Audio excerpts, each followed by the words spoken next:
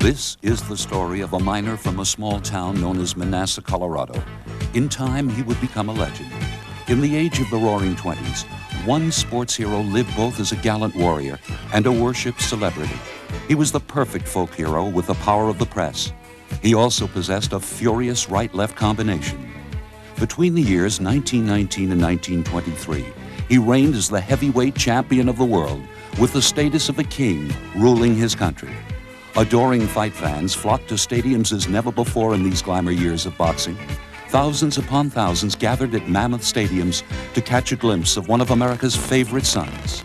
Many regard him as the first superstar of the ring, and no fighter ever commanded the public limelight like the man they used to call the Manassas Mauler. This is the story of one of boxing's best, Jack Dempsey.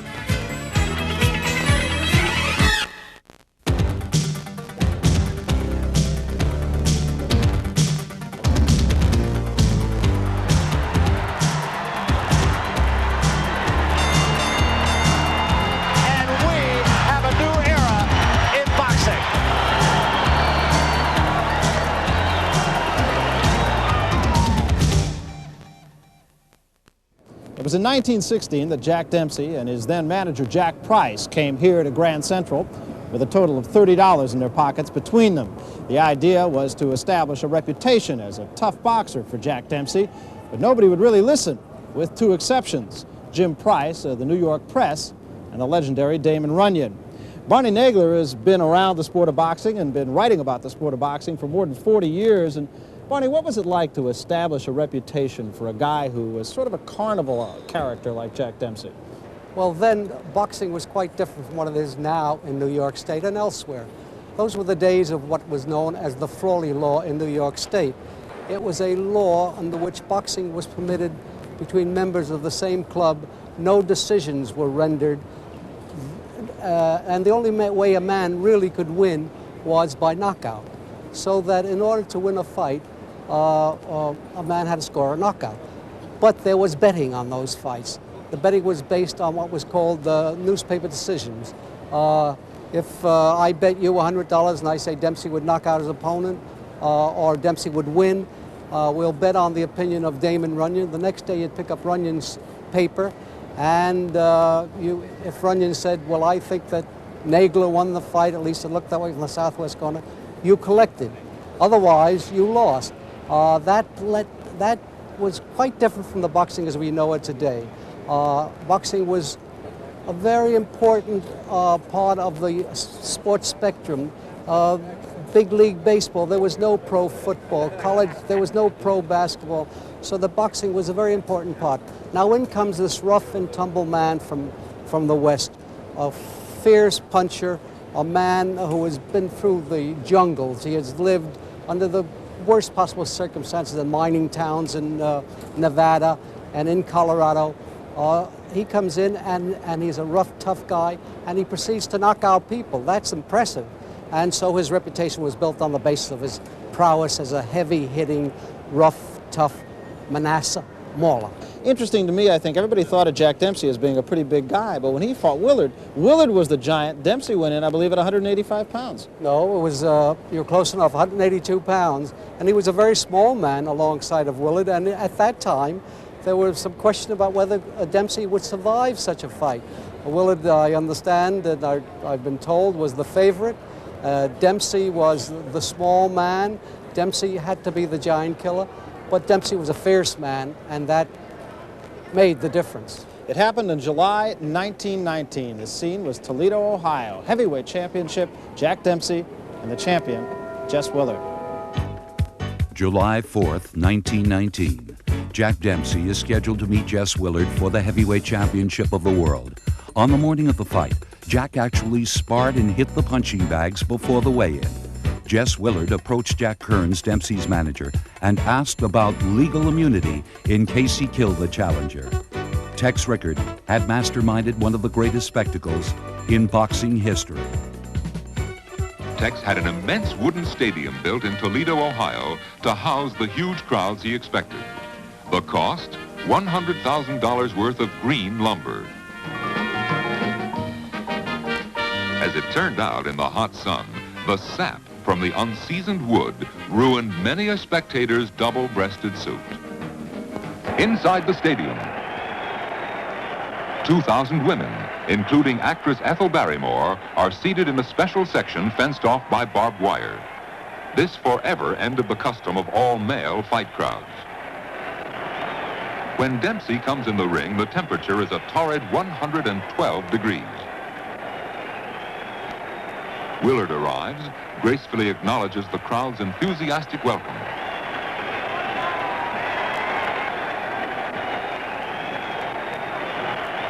The symbolic heavyweight championship belt is displayed.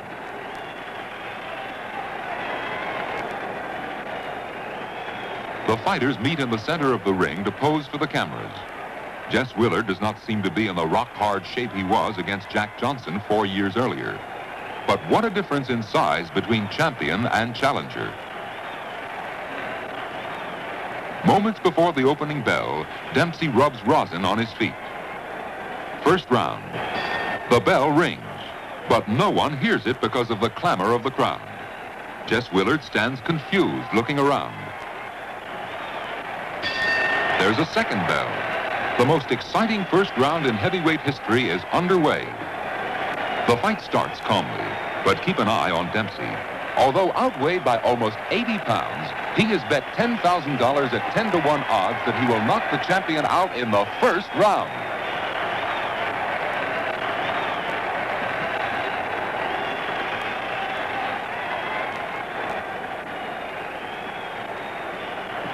Four dynamite punches, and Willard is down for the first time in his 8-year career. The crowd surges to its feet. When the champion rises, Dempsey leaps after him, drives Jess toward the ropes. Willard goes down for the second of what will prove to be 7 knockdowns. Dempsey pounces to the attack again, rains punches on the floundering champion.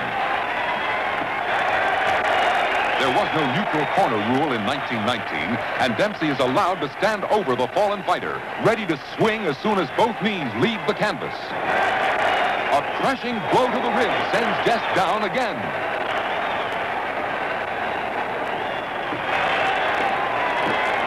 Willard desperately tries to fend off the raging challenger.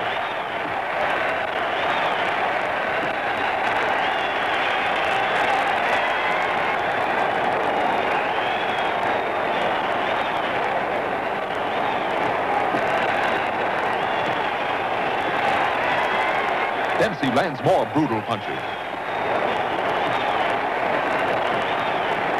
The champion staggers across the ring.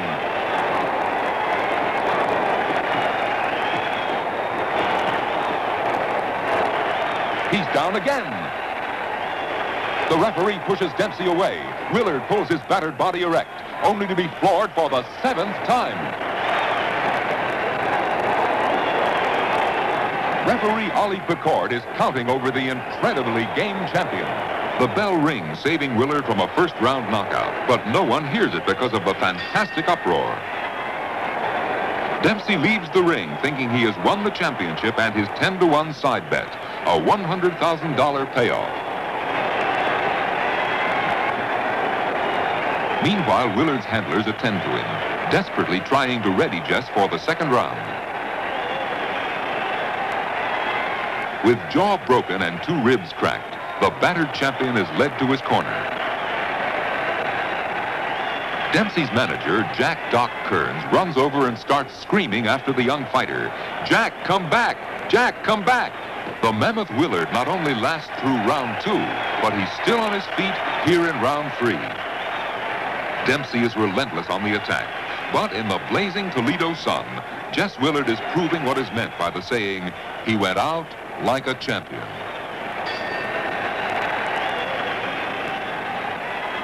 After the 3rd round, Willard's handlers insist that he not answer the 4th round bell. Jack Dempsey forges an instant legend as the Manasseh Mauler.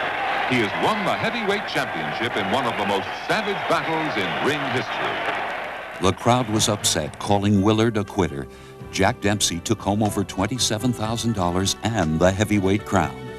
Later, Jack awoke in the middle of the night, dreaming that Willard had knocked him out. Then Jack ran out into the street, bought a newspaper, and read the big print. Jack Dempsey, heavyweight champion of the world.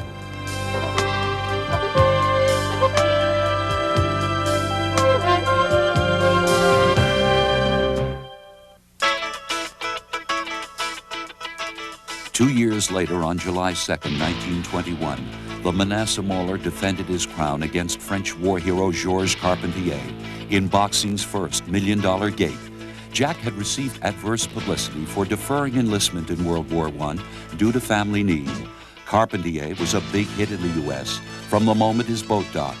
The writers had what they wanted: the war hero battling the black sheep. But Jack Dempsey set out to destroy the perfect storybook ending. And one of the most successful promotions in the history of boxing gets underway. Tex Rickard immediately sets about building another of his green lumber arenas in Jersey City, New Jersey. Inside, Carpentier enters the ring to receive an hysterical ovation from the keyed-up crowd.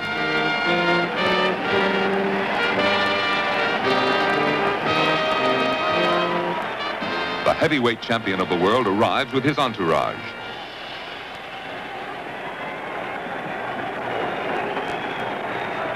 A ferocious-looking Jack Dempsey with 2 days' growth of beard.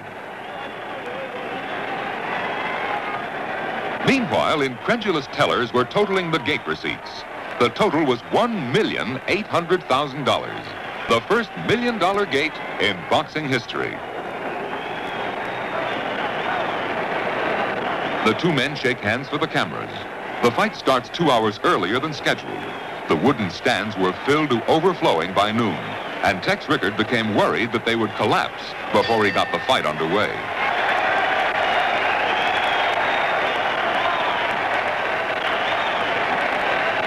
The Dempsey-Carpentier fight was the social event of 1921. The list of people who attended reads like a society and entertainment world who's who. Rockefeller, Ford, Vanderbilt, Whitney, Gould, Harriman, Baruch, Astor. Flo Ziegfeld of Follies fame was there. So was John Ringling of the Circus, Colonel Jacob Rupert of the Yankees, George M. Cohan, Al Jolson. It was the in place to be on July 2nd, 1921.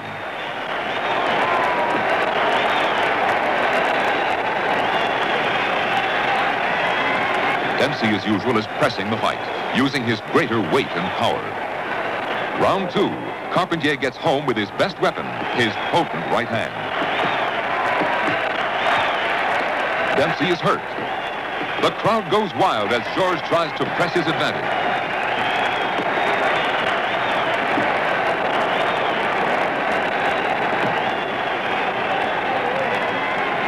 American fight fans across the country were listening to the fight on the first live coast-to-coast radio hookup. 4th round. Dempsey has taken charge. George misses with a desperate flurry. Dempsey is after him. A sharp left-right and Carpentier is down. The Frenchman looks like he's out cold, but jumps up at 9. 2 more punches and George is down again. This time he does not rise. Jack pocketed $300,000 in this unpopular title defense. Because this was the first broadcast of a fight on radio, Jack Dempsey's image had been damaged by the resounding boos from the crowd of 93,000. When Jack returned to New York City, he was a heavyweight champion without the support of the American public. These are the offices of Ring Magazine here in New York, the Bible of the sport of boxing. Nat Fleischer was the founder of Ring Magazine, and not incidentally, it was he who was behind the microphone of that first ever radio broadcast of a heavyweight championship fight. It was also Nat Fleischer who, in large part, was responsible for bringing to the attention of New York City and the national press a young Jack Dempsey. Ray Arcel has been around the sport of boxing for some 63 years, handling champions all the way from Benny Leonard to Roberto Duran, seen a lot come and a lot go. Ray, let me ask you about Jack Dempsey. He was a guy who was not always the most popular fighter. There were times when he was, but there were times when he wasn't. Well, of course, when he fought Carpentier, they built Carpentier up as a great war hero. And they had to do something in order to be able to sell the match. Dempsey was such an outstanding figure and such a great fighter that they had to write some complimentary stories about Carpentier, and naturally they delved on a great war hero and a great war record. Ray, I think it's fact that a fighter can only be as good as the people who handle him, and it was Jack Kearns who handled Jack Dempsey. Tell us a little bit about him. Well, Jack Kearns was a very smart manipulator. He was a good manager. He knew his way around. He had a way with newspaper men, and of course, he and Jack were a wonderful team. But then as time went on, they thought differently. Jack wanted to work often. He needed work. He was a great fighter. And of course, he believed in the old saying, to rest is to rust. And Jack thought, Kearns thought that he could get by with exhibition bouts instead of real fights, because they got a taste of a real money shot with Carpentier and they wanted to keep going. With the result that these exhibition fights meant nothing to Jack, because there was no incentive to go in there and do anything, whereas in a regular fight you get in there and train and get in shape. And he went into these exhibition fights and they meant nothing to him. And with the result that he had a lot of idle moments there for a long time. It is interesting, I think, Ray, in this day and age, Sugar Ray Leonard fights a Larry Bonds, who actually is a ranked fighter, and the public says that's a mismatch. Jack Dempsey, in 1921, after he fought Carpentier, did not fight again until 1923, other than exhibitions. And when he did, he fought Tommy Gibbons, who was unranked. I would think if that happened in this day and age, the people would just demand more out of the champion. Well, I don't think you know Tom Gibbons. Tom Gibbons was a great fighter. He was one of the best light heavyweights and heavyweights that we had. And of course, he was an excellent performer, great defensive boxer. And it was a good fight for Dempsey, because he needed the work and he was getting ready to fight a very important fight. He wanted the fight, and his manager did not want him to fight. Well, Kearns felt that he should box exhibitions and go on a stage and earn money that way, and then when a big fight came along that he would be ready for it. But Jack thought differently, because he wanted to be very active.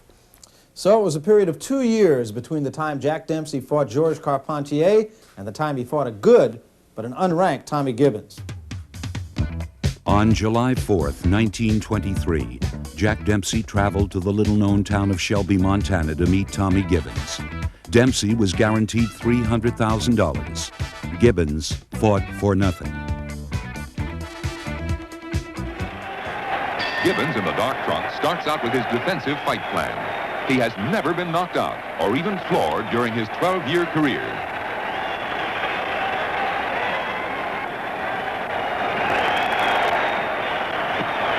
He backs away, ties up the champion. 15th round. Tommy Gibbons has planned his strategy too cautiously. Dempsey is far ahead on points because of his aggressiveness. The fight is over. Jack retains his title by a clear-cut decision. After the fight, the town of Shelby went bankrupt. In order to fulfill Dempsey's guarantee, the town had to hand over almost all of the sparse gate receipts. The arena that had been built was unpaid for. Dempsey and Kearns were not very popular by the time they had left. 2 months later, Jack prepared for his return to the Polo Grounds to face Luis Firpo from Buenos Aires. He would be greeted with yet another $1 million gate. Luis Firpo was nicknamed the Wild Bull of the Pampas and had knocked out 42-year-old Jess Willard in 8 rounds. At first, Firpo didn't want to fight Jack Dempsey, but Tex Rickard had persuaded him to challenge for the title. What transpired was one of the most bizarre fights in heavyweight history. On the night of the fight, September 14th, 1923, 80,000 fans crowded into the Polo Grounds in New York City. It was Tex Rickard's second $1 million gate. Famous ring announcer Joe Humphreys introduces the fighters. In just seconds, Firpo and champion Jack Dempsey will collide in the most spectacular fireworks display ever to take place inside a boxing ring. With two savage brawlers in there, everyone expects lightning to strike. And they are not to be disappointed. Dempsey gets in first, giving the Argentinian his own special version of an American welcome. Jack Dempsey tastes blood, and as usual, he wants to end it here and now.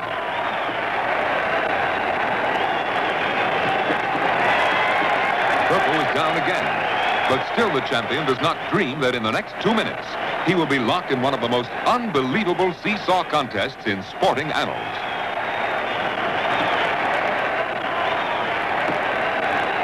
Dempsey seems to be having it all his way, as Firpo is down again.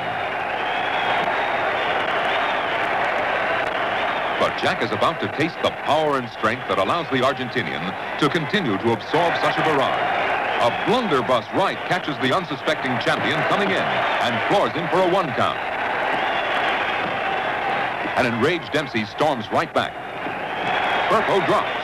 That is the 7th of what will prove to be a record 9 first-round knockdowns. There's number 8.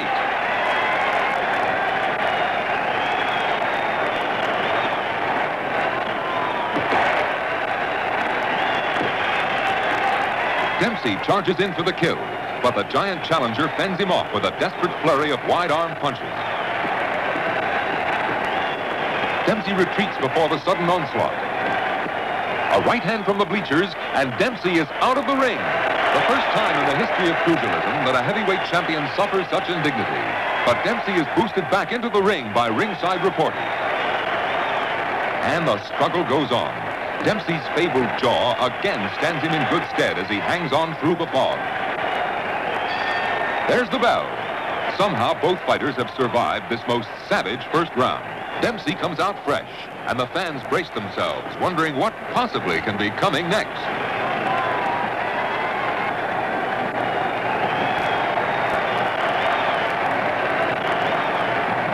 Dempsey is getting off.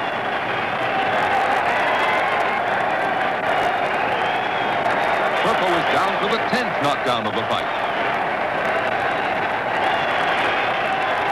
He's up.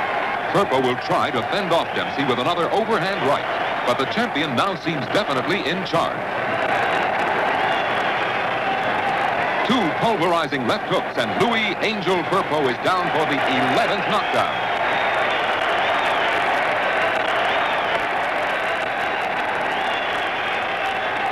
8, 9, 10, and out.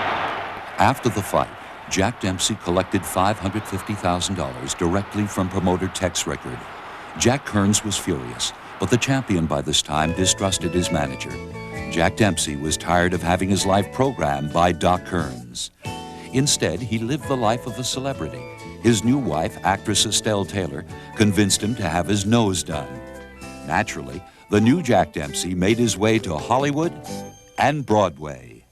44th and Broadway in New York City. That's just the kind of place that Jack Dempsey would come after a tough fight like the one with Louis Firpo. Barney Nagler, I would have to think that fight with Firpo had to be, from a spectator point of view, one of the great fights in history. What really happened when Dempsey went out of the ring? Well, when Dempsey was knocked out of the ring, he landed on a judge, Kid McPartland.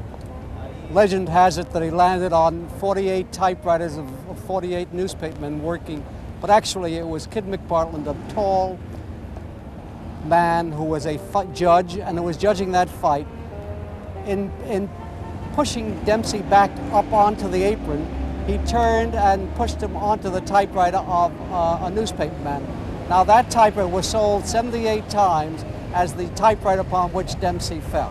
Well, that was in 1923. Jack Dempsey did come back to Broadway. He was not wont for liking of the bright lights, was he?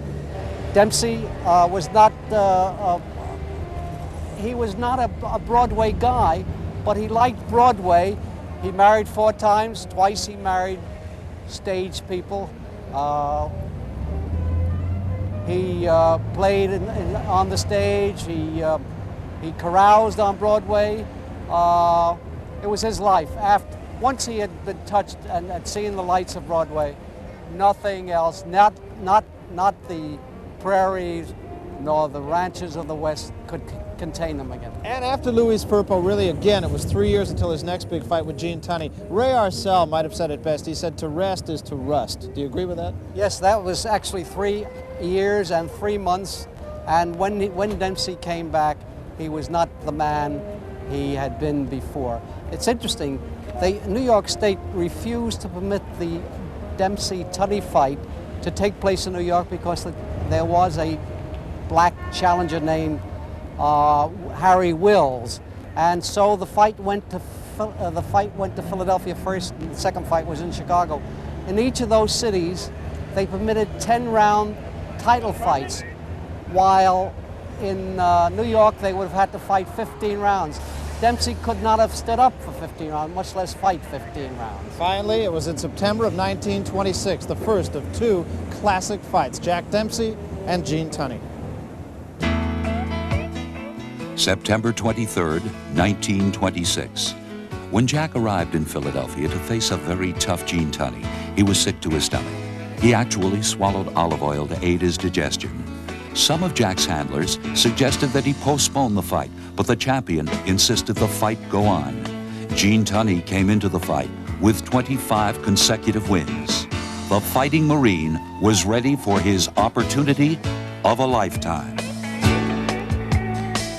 On September 23, 1926, challenger Gene Tunney steps into the ring in Philadelphia's Sesquicentennial Stadium. Champion Dempsey arrives to be greeted by the roar of 125,000 excited fans, the largest paid crowd ever to attend a single sporting event. Rain starts to fall as the fighters are introduced, but there is no thought of postponing the fight. With his third $1 million gate already in hand, Tex Rickard is going to stage this match come hell or high water.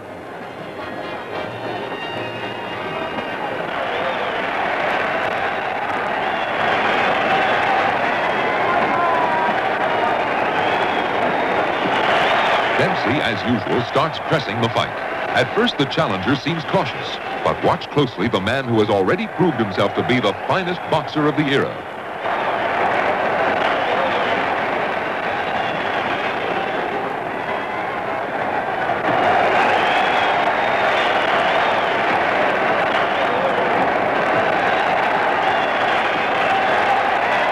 Explosive combination.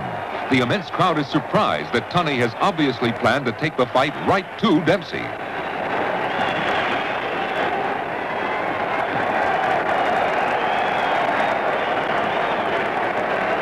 Through the first 9 rounds, as the rain continues to fall, Tunney continues to pile up points.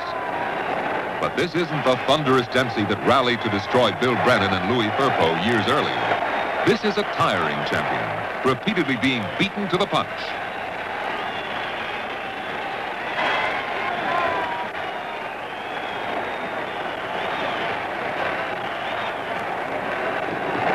It looks like Dempsey is the one in danger of being KO'd.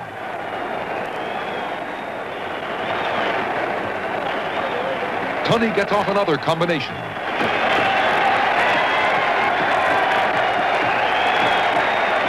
Gene has demonstrated this kind of counter-punching prowess all through this 10-round fight.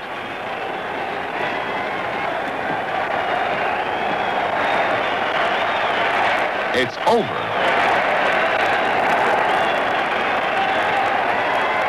Both fighters stand waiting in the now driving rain.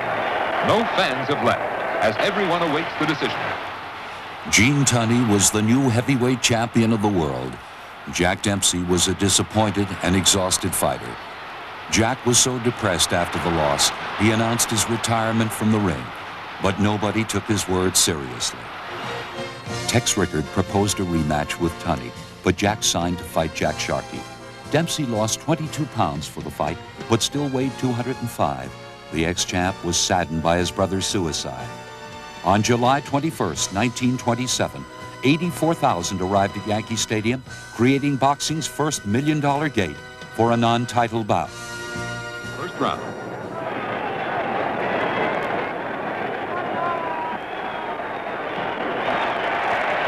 Dempsey on the left gets belted by a beautiful left hook and a follow-up volley of punches.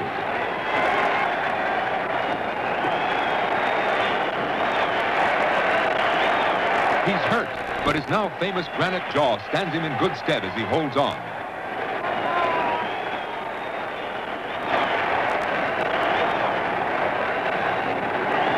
Dempsey on the left is far behind on points. He starts going after Sharkey's body. Dempsey wails away at Sharkey's midsection. As the younger man turns to the referee, Dempsey whips in a left hook to Sharkey's exposed chin. He's writhing on the canvas, claiming Dempsey punched low. But Sharkey had committed boxing's most grievous sin, leaving himself unprotected. Dempsey wins by a 7th-round knockout. The comeback had begun. Tex Rickard immediately began setting up a return match with Tunney. Jack and Estelle's relationship was strained over Jack's commitments to the ring. After coming so far back, the Manassas Mauler knew there was no stopping the inevitable confrontation with Gene Tunney. There was not an empty seat here in Yankee Stadium up in the Bronx, New York on that night in 1927. 84,000 people were there for the Jack Dempsey fight, and one of those 84,000 was you, Ray Arcel. Yes. Always seemed to be controversy around the Jack Dempsey fight, and this was no exception. They talked about a low blow. How did you see all of that? Well, it was difficult to see low blows at that time because Dempsey was throwing a lot of punches, and he drew a combination of left hook to the body and left hook to the chin. I mean, when he hit Sharkey, and Sharkey complained about a foul to the referee, well, he got hit with a left hook on the chin and he got knocked out. So there had been a lot of controversy. Newspapermen differed in their opinions. Some saw it and others didn't. And of course, controversy exists. Ray, let me ask you first of all, what kind of a guy Jack Dempsey was in terms of confidence? He was a guy that after the first Tunney fight, he said, that's enough, I don't want to box anymore. And there seemed to be other times where he sort of questioned his own confidence. Well, he had made up his mind to retire, and I think Estelle Taylor, his wife at that time, wanted him to retire. And of course, they went on a trip. He came back, he became ill, and he lost his brother Johnny, who was one of his he really loved him. And they influenced him that the Tunney fight was the one fight that he should make and that he could regain his title. And they figured they'd give him a tune-up fight with Jack Sharkey, and he won that fight, even though there was controversy. But he set out and he went to Saratoga and trained for the Tunney fight, and actually got himself in pretty fair shape because he had to go at a pretty fast clip for 10 rounds. Tunney had gained a lot of confidence being the champion, and he was a very determined man in his own right and very capable, one of the truly great fighters we had who never reached his peak. Ray, I realize this is an unanswerable question and it will go on as long as there is the sport of boxing, but in your subjective opinion, would Gene Tunney have been able to get up if there was no neutral corner rule? That's an answer that nobody can give you because nobody knows what condition Tunney was in, whether he was just sitting there waiting for the referee to make the count, because Tunney was a very intelligent man and he never knew what he was going to do. He was smart and tricky in his own right. So it's very difficult to tell. Of course, it's a sound excuse that Dempsey was actually deprived of a victory there. But of course, that argument will continue for many years. Well, the city of New York clamored for the second Dempsey-Tunney fight. They would have loved to have had it right here in Yankee Stadium where they did so well with the Jack Sharkey non-title fight. That was $1 million gate. But Tex Rickard, ever the promoter, figured he could get a bigger ringside ticket price in Chicago. He could get $40 there and just $27.50 here in the city of New York. So he took the fight there, and the day the ticket office opened, they went over $1 million gate. September 22nd, 1927. By fight time, the gate had amounted to over $2,600,000. Jack Dempsey and Gene Tunney squared off in Chicago's Soldier Field in one of the most controversial fights in boxing history. Over 100,000 fans, a live crowd greater than any attendance at any baseball game, watches as the first round of one of boxing's most controversial fights begins. Tunney is wearing the light-colored trunks. The fifth and final $1 million gate under the promotional reigns of Tex Rickard, this fight sets the record that may never be broken. $2,650,000 official gross receipts from a live gate. Champion Gene Tunney will receive a cool $1 million for 40 minutes work. The fight itself follows a pattern similar to the first match. Dempsey lands a potent right-hand counter, follows up with a series of 7 devastating punches. Tunney goes down for the first time in his career. Dempsey stays near the fallen fighter, but referee Dave Barry points for Jack to move to a neutral corner. Only then does he begin the count. Is Tunney dazed, or is he wisely taking full advantage of these precious extra seconds? Tunney is up at the referee's count of 9. Now, watch that sequence again in freeze action with a stopwatch on the knockdown.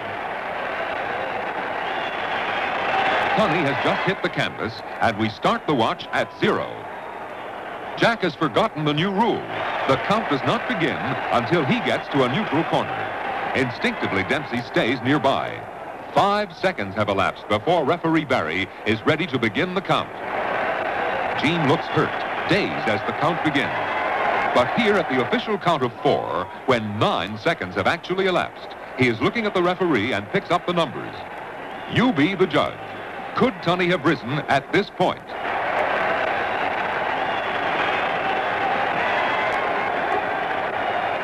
At the referee's count of 9, but after 14 seconds have elapsed, Gene is getting off the canvas. Then, unabashedly, he gets on a bicycle to stay away from the rampaging Dempsey, who had scored only after 17 rounds of maddening frustration.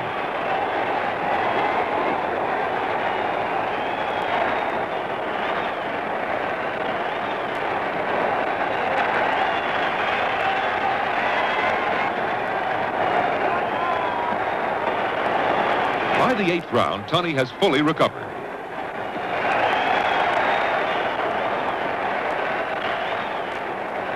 In slow motion, watch him get in with a right that drops Dempsey for a 1 count. Notice here the referee incorrectly will start his count immediately after Jack's knee touches and before Gene could get to a neutral corner.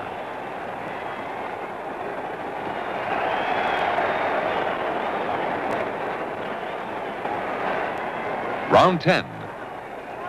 Tunney has taken complete charge. Bruised and exhausted, Jack Dempsey seems at the verge of being knocked out for the first time in 10 years.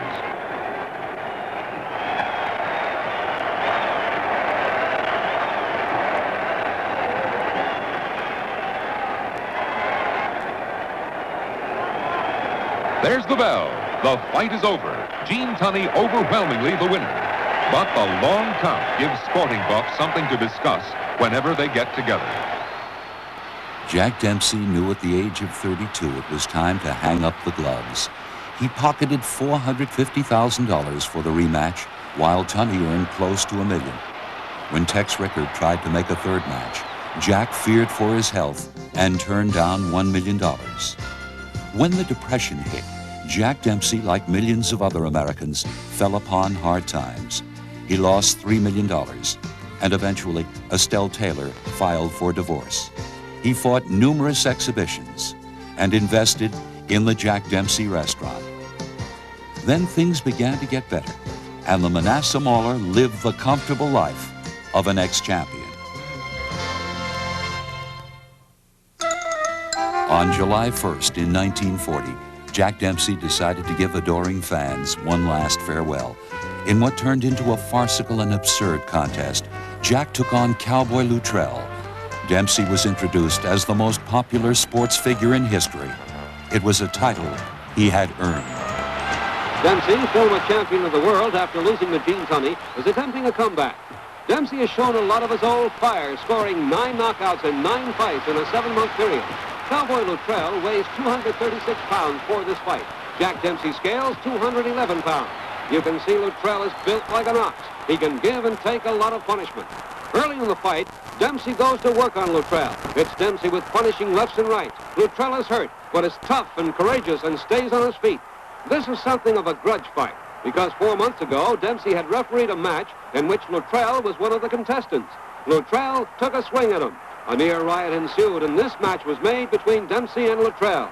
And here in the second round, it's almost impossible to see what holds Luttrell up as Dempsey throws everything but the kitchen sink. Luttrell goes down. He's almost out on his feet.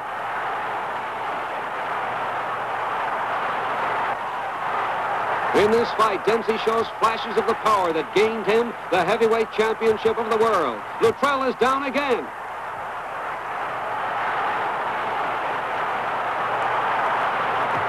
And again.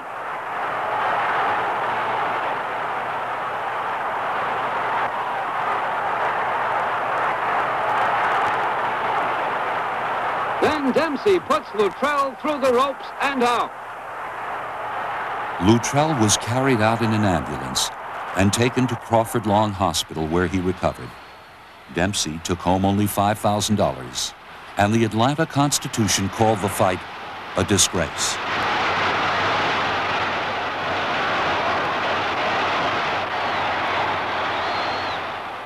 Well, thank you very much, Matt. That was a grand exhibition for you to referee, and I'm glad you enjoyed it, and I think it was a nice fight. It was a good comeback try for me. This fellow's a tough fellow, and a game fellow, and a good fighter. Well, best of luck to you, Jack, and anything else you might try to accomplish in the future. Thank you very much, Matt. So Jack Dempsey had officially retired. In January of 1950, Jack was voted the greatest prize fighter of the half-century in a nationwide poll of writers and sportscasters. He ended his feud with Jack Kearns at the award dinner at the Hotel Edison. Jack Dempsey would go down in boxing history as one of the most celebrated heavyweights of all time. Many champions own a piece of the record books, but only a very few achieve the popularity of the Manasseh Mauler, a boxing legend, a true American hero.